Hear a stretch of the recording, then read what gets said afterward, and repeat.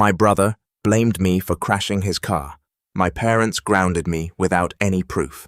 So I collected every receipt and text, then exposed his lies with a slideshow at my mom's birthday party. My name is Andres, and I was 19 when this happened. Still living at home, still figuring life out. The kind of kid who spends more time in his sketchbook than outside, who never really got into parties or late-night drives like my older brother Caleb. He was 21 then, charming, loud, effortlessly cool in that manipulative way you don't really see until you step back far enough. He had a way of making everyone in the room like him, or at least believe him, especially our parents. Our dad worked long hours as an HVAC contractor, and our mom was a part-time dental hygienist with a full-time obsession with appearances. We lived in a tidy little suburb where people waved too much and gossiped even more. In our house, being the golden child wasn't about grades or good deeds. It was about charisma. Caleb had it. I didn't.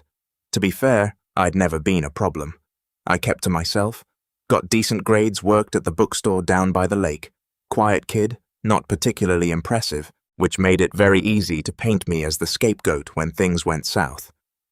And Caleb. He was all about image. Always had a story, always had an excuse, always had the spotlight. I used to think he was just a show-off. I didn't realize until later how dangerous he could be when he needed to protect his lies. It started in early June, the first week of summer break. I remember because I'd just finished helping my mom clean out the garage, and I was sitting on the front steps sketching our neighbor's cat when Caleb pulled up in Dad's old Ford Taurus. That thing was a tank. Faded gold paint, cracked leather seats smelled like pine air freshener and engine oil.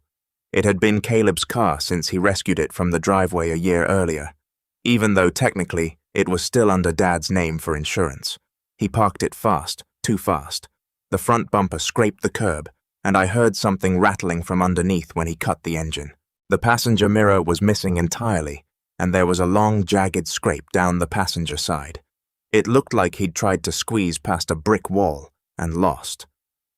I stood up slowly, squinting. What happened to the side? Caleb didn't even look at me. He just slammed the door and walked past with a fake yawn. Ask the idiot who crashed it. I blinked. Wait, you crashed it? He turned, paused, then smirked. I didn't, but someone sure did. And then he went inside just like that. No explanation, no context. I stood there frowning until Mom came outside to ask if I'd seen her gardening gloves. She didn't even notice the car at first. Later that evening, I was in the kitchen heating up leftovers when Dad came storming in like a tornado. Red face, heavy boots, holding his phone like it had personally betrayed him. Andres' living room, now. I looked at Mom, who just raised her eyebrows and followed us in. Caleb was already sitting on the couch, arms folded, looking bored. My stomach dropped. I get a call from insurance, Dad growled. They say there's damage to the Ford, and someone reported it from the scene. Hit a parked car. No note left. Sound familiar? I shook my head slowly. No, I wasn't even. Caleb says you took it. I blinked. What, I don't even have a license? You've driven before, Caleb added casually. You begged me to let you practice in the school lot, remember last week? You said you wanted to surprise Dad with your progress.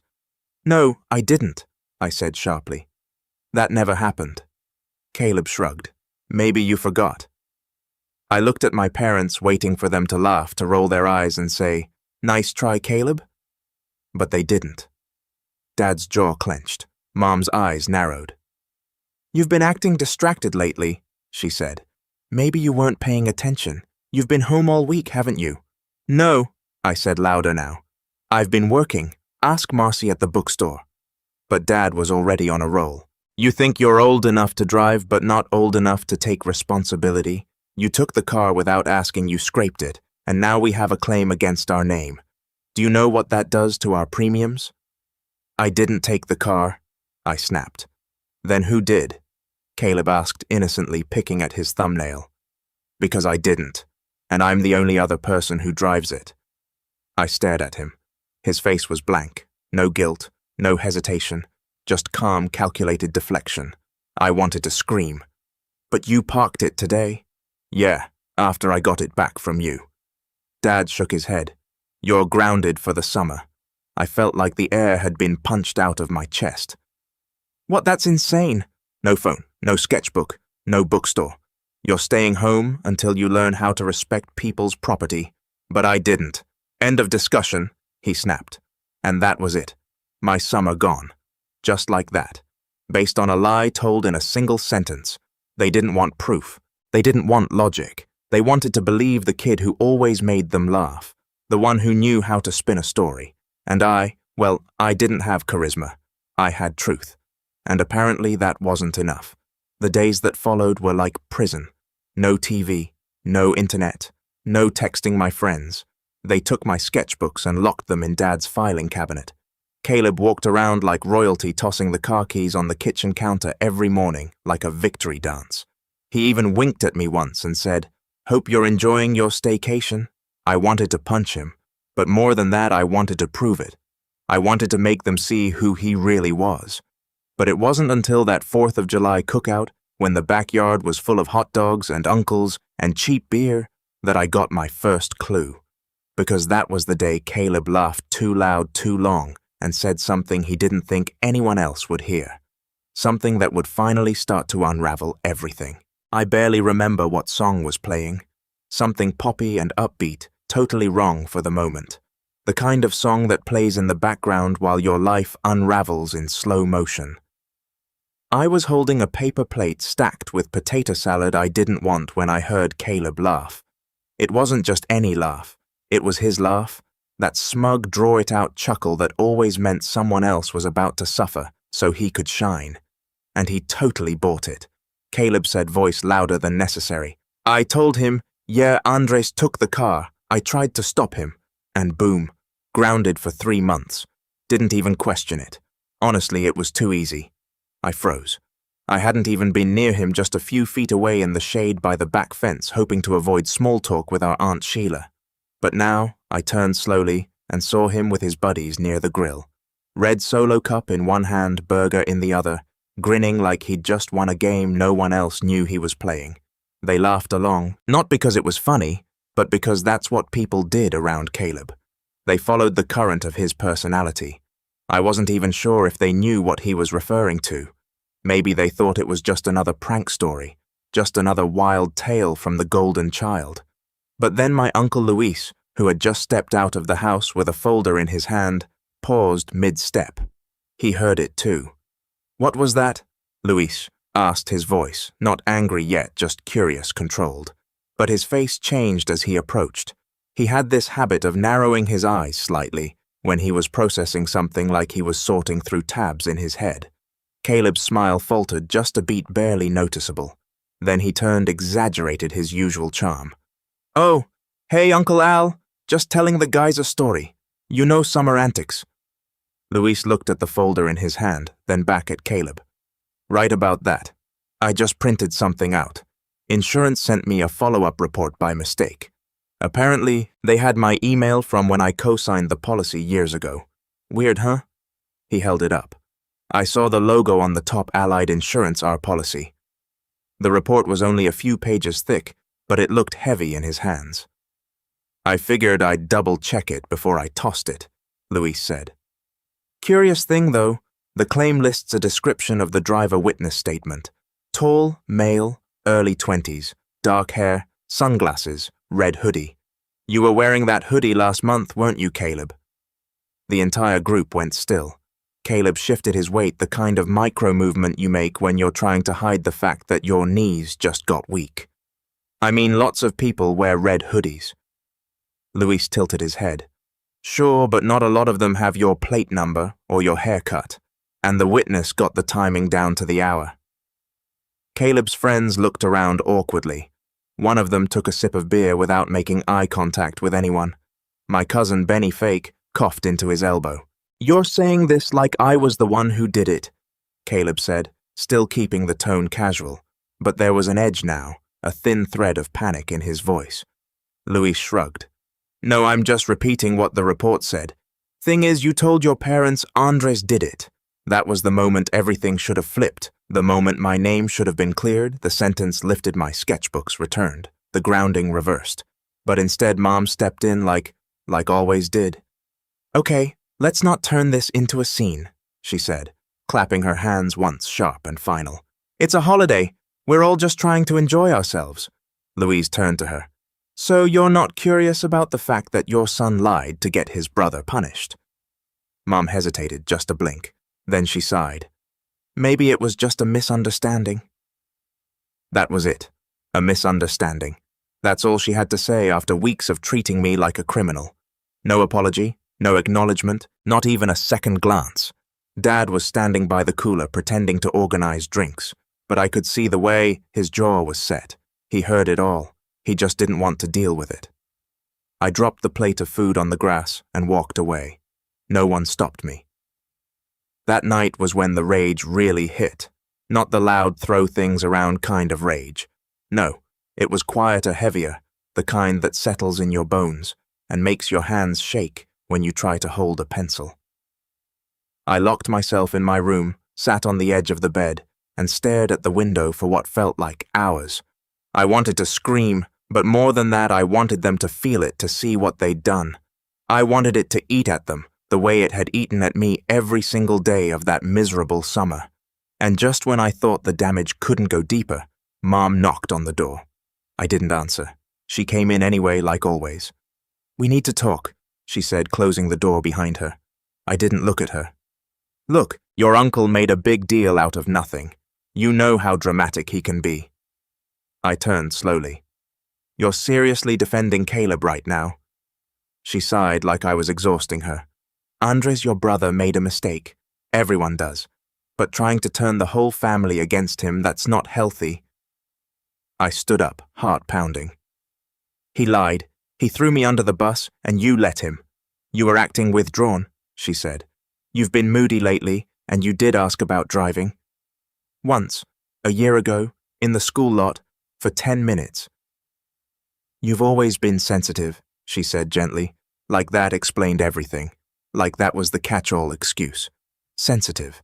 The label they slapped on me whenever I called out on fairness, whenever I didn't smile through the insults. She stepped closer. "Just let it go, okay for the family." I stared at her, my own mother, and felt something break inside me. A bridge that couldn't be rebuilt. "You want me to let this go?" She nodded. "It's better that way." I didn't say another word. She left after a while, assuming silence meant agreement. It didn't. From that moment on, I knew I couldn't count on any of them. Not to defend me, not to protect me, not to see me. The next few days were worse somehow. They acted like everything had been resolved, like we were all supposed to just move forward. Dad went back to work like nothing happened. Mom started planning another backyard get-together. And Caleb doubled down. He started calling me Crash every time he walked past, loud enough that Mom heard. She'd laugh sometimes or shake her head like boys will be boys. It was humiliating. And when I told them to stop, I got told to grow thicker skin, that I needed to learn to take a joke. One night I found my sketchbook ripped, not destroyed, just enough to ruin 3 pages I'd been working on all week. They were smeared with what looked like soy sauce and something sticky, probably soda. My pencils had been rearranged, some tips broken. Caleb swore he hadn't been in my room. Mom said it must have been my fault for leaving things out. I didn't sleep that night. I sat up and stared at the ceiling, repeating the same thought over and over. They don't care what's true. They never did. And that's when I realized if I wanted things to change, I'd have to be the one to do it. Not by yelling, not by begging, not by arguing, but by proving it on my terms. To think rock bottom would look like some dramatic outburst, screaming at my parents, slamming doors, maybe even running away like in those teen movies. But mine came in silence. It came in the way I started counting the ceiling tiles at night because I couldn't sleep, in how I stopped sketching entirely, even when I finally found an old half-used sketch pad tucked behind my dresser. It came in the way I started avoiding the mirror because I didn't like who I saw anymore. I stopped talking at dinner, stopped trying to defend myself. There was no point. Every word I said just sounded like noise to them. Caleb kept calling me Crash until it morphed into Captain Crash, like I was some failed comic book character. And the worst part? The jokes weren't even clever. They were lazy. but they still got laughs, especially from Mom when she was sipping her wine, or Dad when he'd come home from a 12-hour shift and just wanted to hear something that made him chuckle no matter how mean it was. By late July, I was a ghost in my own house. The summer sun filtered through the blinds like a reminder of everything I was missing. Late night walks by the lake, my shifts at the bookstore where I actually felt useful, and sketching at the pier while music played from someone's Bluetooth speaker. It should have been my last summer before college, my last season of teenage freedom. Instead, I was trapped and invisible. But you don't stay at rock bottom forever, not if something inside you still flickers no matter how dim. My rebuild didn't start with some big decision. It started with a second-hand laptop, one that Luis dropped off a week after the cookout. He didn't say much, just handed me a worn messenger bag and said, "Figured you could use this. You're a smart kid. You're not crazy." That laptop was slow. The battery barely lasted an hour unplugged, but it booted up, and for the first time in weeks I had a private space again. Somewhere I could breathe, somewhere I could be me. I didn't go straight to social media. I didn't post anything dramatic or ask for sympathy. Instead, I opened a blank document and just started writing. I didn't even know what it was at first. A rant, a diary, a story. It was all of it, just memories, observations, conversations, sketches, in words instead of pencil. And it felt good. The more I wrote, the clearer things became. Not just what Caleb had done, but what I had let them all convince me of. That I was weak, passive, not worth defending. But the truth, I wasn't weak. I was worn down. There's a difference. By early August, I started sketching again, too. Quietly at night, in the back pages of an old yearbook I'd found in the attic. It wasn't ideal. The pages bled a bit and smelled like dust, but it was enough. I redrew things I remembered from work. Customers at the register, Marcy sipping iced coffee, the shelves stacked with fantasy novels, and those ridiculous cat calendars we sold every year. Then I drew them. My family. I drew Caleb first. Hands in his pockets, smirk, half-formed, one eyebrow cocked. I added cracks to his face like porcelain, because that's how he felt to me now, something that looked whole until it broke. I drew Mom too, but not how she looked. I drew her as a mirror. Her outline reflected whoever was standing in front of her. And Dad, I sketched him as a mountain with a hollow cave at the center. That night I realized something. I wasn't just rebuilding me. I was learning how to see again. Not just observe, but interpret. And I could use that. A few days later, I made a secret Instagram account. No name, no photos of me. Just art. I uploaded a few sketches with captions that told mini stories. Nothing too personal. Just enough to hint at emotion. The golden child wears a crown made of other people's silence. She doesn't talk much, but her mirror always lies. Some fathers stand tall only because they bury their sons. People responded. Not a lot at first, but enough. A handful of likes turned into a few follows. Comments came too. This hit hard. "You just described my brother. Wow, I feel seen." That's when I knew I had something. Not fame, not money, but a voice. One they couldn't touch. And then 2 weeks before school was supposed to start, Louise called. "Hey Andres, you free to swing by my place this weekend? I've got someone I want you to meet." I hesitated. "Who?" He chuckled. "Let's just say she works for a design firm downtown. She's looking for someone with a unique eye. I might have shown her a few sketches. Hope that's okay?" I almost dropped the phone. He gave me the address, told me to bring whatever I had digitally or on paper. I didn't even have proper folders or a portfolio. I used an old photo album I'd gutted, slipped in printed copies of my Instagram posts, and added a few original pencil pieces I hadn't shown anyone yet. I didn't tell anyone at home where I was going. I said I was going for a walk, then biked to Louise's place and changed into the only decent button-down I had. Still a little wrinkled from last Easter. When I walked into that living room and shook hands with Melanie from Bluefin Creative, I felt more me than I had in months. She flipped through my sketches, pausing often, asking questions. "What's this one mean? What inspired this?" "Did you study composition formally?" I told her the truth. No classes, just instinct and observation. A lot of pain, a lot of watching people pretend things were fine when they weren't. She smiled. "You've got a gift. We're starting an internship program this fall. I'd like you to be part of it if you're interested." I wanted to cry. I didn't, but I wanted to. It wasn't paid, not yet, but it was real, and it was mine. I biked home in the dark wind in my hair, heart beating fast. I wanted to bottle the feeling and drink it whenever things got bad again, because they would. I knew that. But I had a foothold now, a place to stand. That night I printed out the offer email and tucked it in the back of my sketchbook. I didn't tell anyone. Not yet. Not because I was scared, but because I wanted to choose when and how. This was mine. They didn't get to claim it or twist it, but of course, secrets don't last long in a house like mine. A few days later, I came home from a walk to find my room open, my sketchbook on the bed, the printed email missing. I stood there staring at the empty spot. Then I heard Caleb laughing downstairs. "Looks like Crash is going to be an artist now," he said to someone, probably Mom. "Guess prison sketching is paying off." I clenched my fists. My rebuild wasn't finished, but the gloves were coming off. It's a strange thing, the shift from helpless to calculated.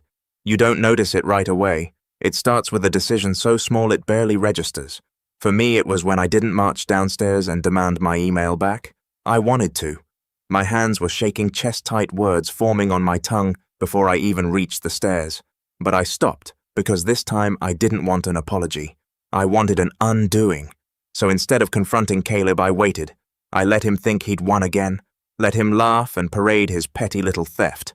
But what he didn't know, what no one in the house realized, was that I had already started building something bigger. Not just art, not just a future, a case. That night I called Uncle Luis. "Hey," I said quietly, making sure my door was locked. "Do you still have the insurance report?" He did. He'd scanned it, smart man that he was, and emailed it to himself for safekeeping.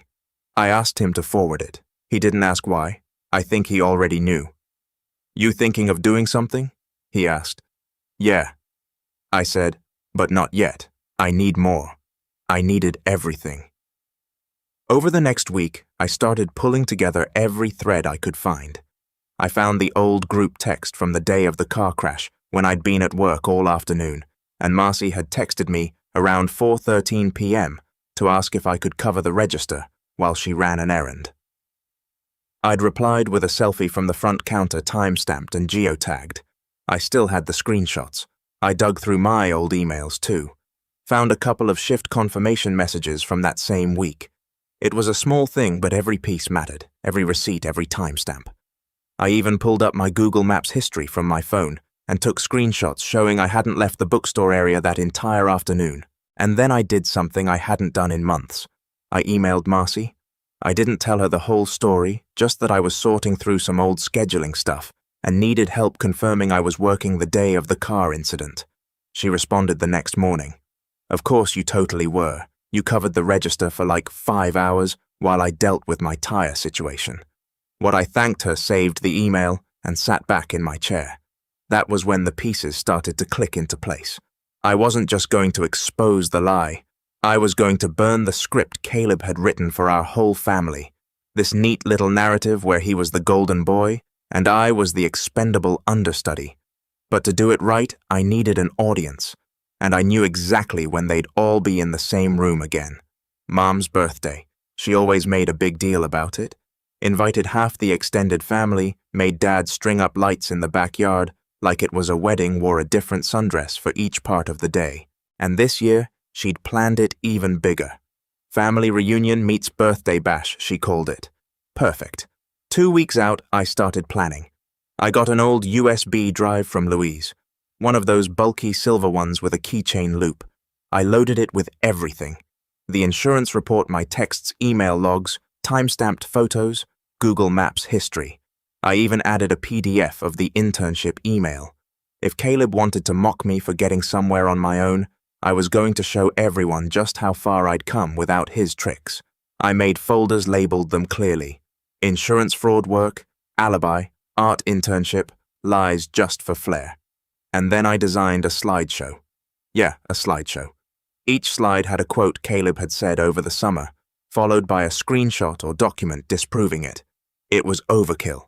It was surgical. Slide 1, Caleb's story. Andres took the car without asking. I tried to stop him. Slide 2, my shift log. Slide 3, a text from Marcy. Slide 4, witness description from the insurance report. Slide 5, a quote from Caleb at the cookout. Honestly, it was too easy. By the time I finished it, I had 23 slides, each one tighter than the last. I knew it was petty. I knew it was dramatic. I didn't care. I emailed a copy to myself, saved it on Google Drive, put it on 2 separate USBs. One stayed in my pocket. The other I slipped into Louise's hands the night before the party. Just in case, I said. He smirked. You sure you're my nephew? This is next level. I've had time, I said, and a lot of motivation. The morning of Mom's birthday, I dressed casually. Didn't want to draw attention. I even helped set up the folding chairs and hang the dumb paper lanterns she ordered online. Caleb didn't lift a finger, of course. He strolled around with his Ray-Bans and his smug little bounce, drinking a smoothie like he was in a music video. You going to behave today? He said to me at one point, smiling. I looked him dead in the eye. Of course, wouldn't miss it. He clapped me on the shoulder like we were buddies, like everything was fine, like I was still the punching bag and he was still the king. It wasn't until late afternoon that the real guests started arriving. Cousins, aunts, Louise, even Grandma Rose in her floral moo-moo. I waited. I bided my time. I kept the USB in my back pocket and my phone in my hand. The laptop was ready, connected to the flat screen Dad had mounted in the living room for entertainment. It was all queued up. Around 6 p.m. Mom gathered everyone inside for cake. Caleb lit the candles with that same practice swagger and led the singing with a voice just loud enough to remind people he was there. I stayed back, leaning against the wall, arms crossed. And when Mom finished blowing out the candles and everyone clapped, I stepped forward. Hey, Mom, I said casually. Before we do presents, can I show you something I've been working on, a project? Thought it might be fun to share. What? A few heads turned. Louise met my eye and nodded subtly. Mom blinked. A project? I smiled. Yeah, sort of a family documentary. Caleb's brow furrowed. You'll love it, I said. I turned to the laptop, clicked the file, and as the screen lit up with the title, The Summer I Got Framed, I felt a shift in the air. People laughed at first, thought it was a joke, a skit maybe. Caleb laughed too, until the second slide hit the one with his quote, then the alibi, then the time-stamped selfie. The room fell silent by slide 5. By slide 11, Mum's wine glass was shaking in her hand. By slide 17, Grandma Rose was frowning like she'd just been told her church was a scam, and Caleb had stopped smiling altogether. When the final slide landed his quote from the cookout paired with the insurance report's witness description, I turned around. No one spoke, not a word, but I wasn't done yet. See, I said calmly, I tried telling you, I told all of you, but truth doesn't work when no one's listening. So I figured if I showed it to you like a Caleb story, full of drama and punchlines, you might finally pay attention. I looked at Mom. You grounded me for 3 months, took my sketchbooks, called me sensitive. Then I turned to Dad. You didn't even ask for proof, just took his word because it was easier. And finally, Caleb, you knew I didn't do it. You lied because you could, because you thought I wouldn't fight back. I let the silence sit there, heavy, uncomfortable. I'm not here for an apology, I said. I'm here to tell you I'm not playing this game anymore, and I won't let you define me ever again. Then I walked outside, quiet, calm, and behind me, I heard whispers, gasps, and someone, maybe Louise, starting to clap. After I walked out of the living room, I didn't go far. I stood just outside the sliding glass doors under the string lights, pretending to admire the garden while my heart pounded like it was trying to punch through my ribs. I wasn't nervous about what I'd done. I was awake. It was like breathing real air for the first time in months. Inside, the aftermath was already brewing. I could hear Mom's voice, sharp and defensive. Dad's low and unsure. Caleb's rising in protest, then cutting off abruptly, probably, when someone hit him with a fact from the slideshow.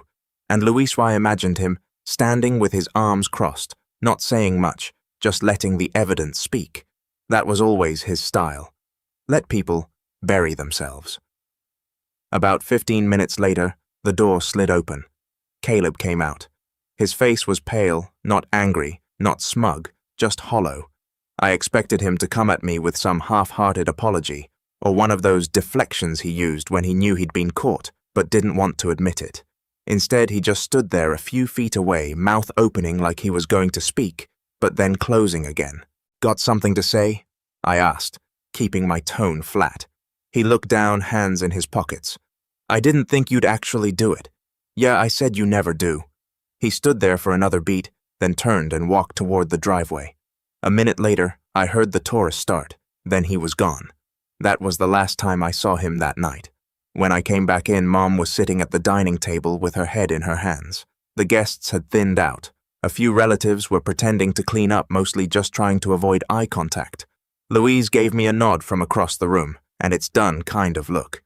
He didn't need to say anything else. Dad was in the kitchen pretending to be busy. I walked past him to get a glass of water, and he didn't say a word. That silence, it was the start of the fallout. The next morning, Caleb still wasn't home. I found out later that he'd driven to stay with a friend across town, some guy named Trenton, who always had beer and zero parental oversight. He stayed there for 3 days. No calls, no texts. Mom barely spoke to me. She moved around the house like a ghost, cleaning things that weren't dirty, sighing dramatically, as if she were the victim. When she finally did speak, it was one sentence at the dinner table. "You didn't have to humiliate him." I looked up from my plate. No, I didn't. He did that himself. I just held up the mirror. She didn't respond. Dad, to his credit, pulled me aside later that night. His words were clumsy, his posture stiff, but I could tell he was trying. I didn't know he said I should have asked more questions, should have listened. I nodded. "Yeah, you should have." He winced like I'd slapped him. "What you did, that took guts." I wasn't trying to be brave. I said I was trying to survive. He didn't say much after that, but the next morning I found my sketchbooks, all of them, stacked neatly on my desk. No note, no ceremony, just returned like a silent apology. Caleb came back eventually. 3 days after the party, he walked in while I was in the living room sketching. He looked rough, unshaven, bloodshot eyes, hoodie pulled low. He didn't say anything, just went straight to his room and slammed the door. But that wasn't the end. A week later, Dad called a family meeting. That had never happened before, not in our house. We all sat in the living room, Dad in his recliner, Mom on the edge of the couch, Caleb slouched next to her. I stayed by the bookshelf, arms crossed, waiting. Dad cleared his throat. "We need to talk about consequences." Mom shifted. "I think we've had enough drama." "No," Dad cut in. "This family's been running on silence and cover-ups for too long, and it ends now." He turned to Caleb. "You lied. You damaged the car, blamed your brother, and let him take the fall. You let us punish him for months." Caleb didn't look up. "You're paying for the damage Dad continued out of your savings. And you'll be paying Andres back too for the hours he lost at work." Mom opened her mouth again, but this time, Dad didn't let her speak. "Marisol, no more excuses. He needs accountability." I felt a flicker of something in my chest. Not joy, not revenge, just relief. "Andres," Dad said, turning to me. "I'm sorry, truly. I let him manipulate us. I let you down." I didn't know what to say. I'd never heard my dad apologize before, not like that. Then he said something that nearly floored me. "I've talked to Luis.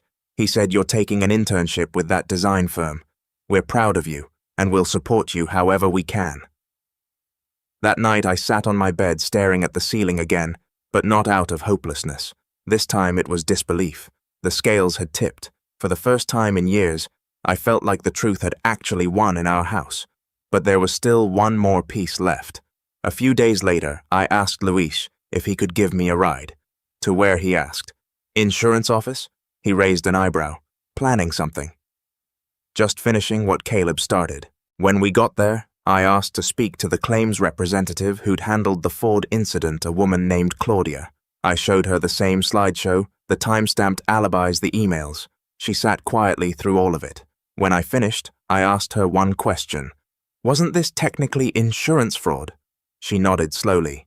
If the claim was filed under false pretenses, yes, it would be. Would that affect the policy? She tapped her pen. Potentially. It depends on whether the claim payout went through. But yes, we'd be obligated to flag the account and potentially revoke coverage if a fraudulent claim was confirmed. I nodded. I just wanted it noted in the file that I wasn't the driver and that there's proof. She gave me a small smile. I'll make sure the file reflects the correction. I didn't push it further. I didn't ask for them to sue him or take legal action. I just wanted the truth on record, something that would follow Caleb even just a little, a pebble in his shoe. A week after that, the insurance company sent an official letter to our house. Policy adjustment, driver correction, incident responsibility reassigned. It wasn't a bombshell. It wasn't even something that would tank his life. But Caleb saw it, and when he did, he tore it in half and stormed out of the house. We haven't spoken since. Fall came quickly. I started my internship, took the bus to the city 3 times a week, met other artists, built a portfolio, even started selling a few pieces online. Small commissions, nothing life-changing, but they were mine. One afternoon, as I was heading out the door, Mom stopped me. "You look happy," she said softly. "I am," I replied. She nodded. "I'm glad." We stood there in silence for a moment. "I'm sorry," she added, almost too quiet to hear. I didn't say anything back. I just nodded once and left because I'd already made peace with the fact that her apology would never be enough. Not for what she let happen. Not for what she let Caleb keep doing year after year. But it didn't matter anymore. Not really. Because I'd built something stronger than their approval. I'd built myself. And one day when Caleb tells some twisted version of the story, how he got framed or misremembered or took the fall, he'll still flinch every time someone asks, "Didn't your brother expose all that with a slideshow at your mom's birthday?" Because in the end, the truth doesn't need to shout. It just needs to be seen. And I made damn sure everyone saw it.